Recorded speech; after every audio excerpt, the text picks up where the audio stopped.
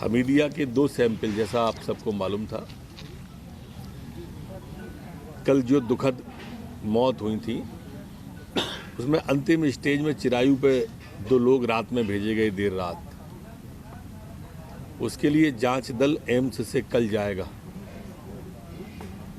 और कल क्यों रेफर किए, क्या परिस्थिति थी, बहुत सारे बिंदुओं और भी कई बिंदु होंगे जो उन्हें दिए जाएंगे।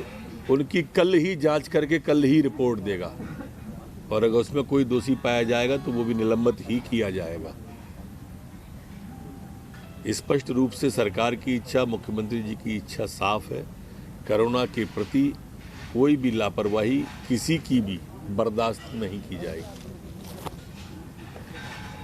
जैसा मैंने पूर्व में भी कहा था, कल 237 केस हमारे नए आए और 238 डिस्चार्ज हुए।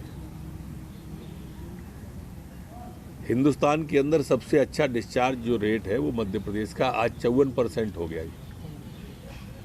लगातार ठीक होने जा रहे हैं। डबलिंग रेट भी हमारी बढ़ के अब 24 हो गई है, 24 दिन वाली। रिकवरी की रेट भी बढ़ गई है, 54 हो गई है। देश की रिकवरी रेट 42 है और हमारी 54 है। ये तुलनात्मक रूप से मैं आपको बता रहा था।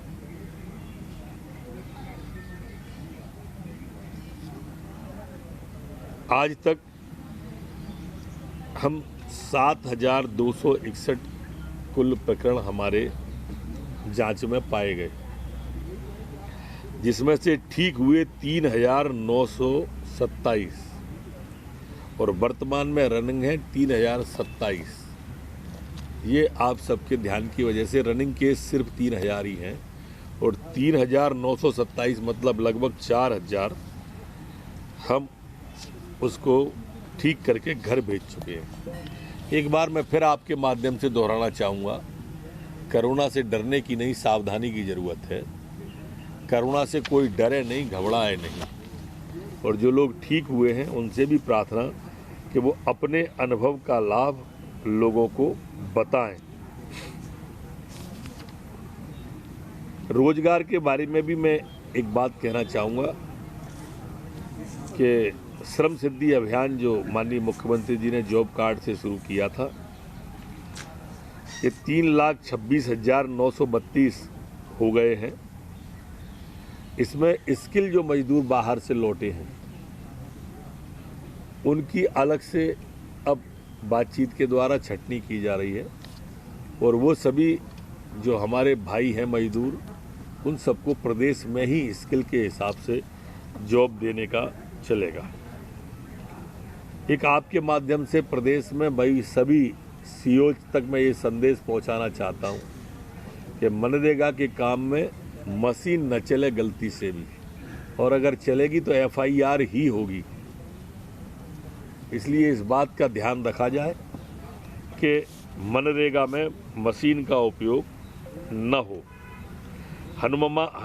हनुमाना की शिकायत आई थी, शिकायत में जांच के लिए कल व्यक्ति जा रहे हैं और अगर वो वास्तविकता पाई गई हनुमाना की तो कल ही सस्पेंड किया जाएगा। ये भी ध्यान रहे, क्योंकि हमारी और सरकार की, मुख्यमंत्री जी की प्राथमिकता समझ लें। हमें हर हाथ को काम देना है, उन मजदूरों को काम देना है जो बड़ी संख्या में आए हैं, और इसलिए जो काम खोले गए हैं लाखों में, वो इसलिए खोले गए हैं कि हमारे मजदूरों के हाथों को काम मिले।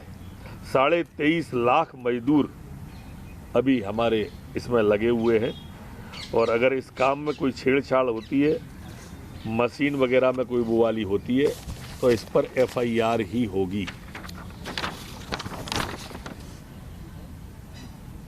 गेहूं खरीदी की जैसा आपको बताया था, आज 27 तारीख तक 15,17,000 किसानों से 118 लाख मैट्रिक टन गेहूं आज तक खरीदा गया है, जो अपने आप में एक रिकॉर्ड है और पिछले साल से दोगुना है। ये मुख्यमंत्री जी के प्रति विश्वास जताते हैं। कल 26 तारीख को एक ही दिन में 17,200 किसानों से 2,34,000 टन गेहूं खरीदा, ये भी रिकॉर्ड है। कुल खरीदे गए गेहूं में से 101 लाख मैट्रिक टन गेहूं गोदामों में, मतलब 1 करोड़ 1 लाख टन गेहूं गोदामों में सुरक्षित पहुंच गया है, जो कि 86% होता है। ये मैं रोज़ इसलिए भी खोलता हूं कि कहीं बारिश आई और आप लोगों ने शुरू कर दिया कि पूरा गेहूं भीग गया, तो 86% हमारा गोदाम में पहुंच गया है और हमारी कोशिश है कि उसे पूरा पहुंचा दें। उपार्जित गेहूं, खरीदे गए गेहूं का लगभग 16,000 करोड़ रुपया हमने का भुगतान 12,50,000 किसानों के खाते में पहुंचा दिया गया है। एक बात और मैं आपके माध्यम से कहना चाहूँगा कि अब जो प्रवासी मजदूर थे, आज से उनकी संख्या तेज़ी से घटना प्रारंभ हो गई है। ऐसा नहीं मध्य प्रदेश के और सब जगह के भी, आज भी हमारे बॉर्डर पे जो मजदूर हैं वो बॉर्डर के मजदूर 4-5 हज़ार ही आए हैं, मतलब प्रतिदिन 2-3 हज़ार की कमी उनमें परिलक्षित हो रही है, जो अच्छा संकेत है। लेकिन अच्छी बात यह है कि हमने अपने मजदूरों का पूरा ध्यान रखा। आज तक गुजरात से 2,10,000 और राजस्थान से 1,22,000 मजदूर आ चुके हैं। महाराष्ट्र से 1,29,000 श्रमिक वापस लाए गए हैं। इसके अलावा गोवा, दिल्ली, पंजाब, हरियाणा, केरल, आंध्र प्रदेश, तमिलनाडु, तेलंगाना से भी हम मजदूरों को लेके आए हैं। प्रतिदिन हमारी सीमा पर 3-4 हज़ार लोग अभी पैदल और आ रहे हैं, जिनको हम बसों के माध्यम से, परिवहन के माध्यम से उन्हें बॉर्डर पर पहुंचाते हैं। पहले हमारी 850 बसें लगी थी, आज घट के वो नीचे 100 के आसपास आ गई हैं। इसमें रेल से भी हमारे यहाँ जो अभी तक करीब 5,54,000 श्रमिक प्रदेश में वापस लाए हैं, रेल से 1,64,000 और बस से 3,90,000 मजदूर लाए हैं। कल सिर्फ एक ही ट्रेन आई थी, आज सिर्फ एक ही ट्रेन आ रही है।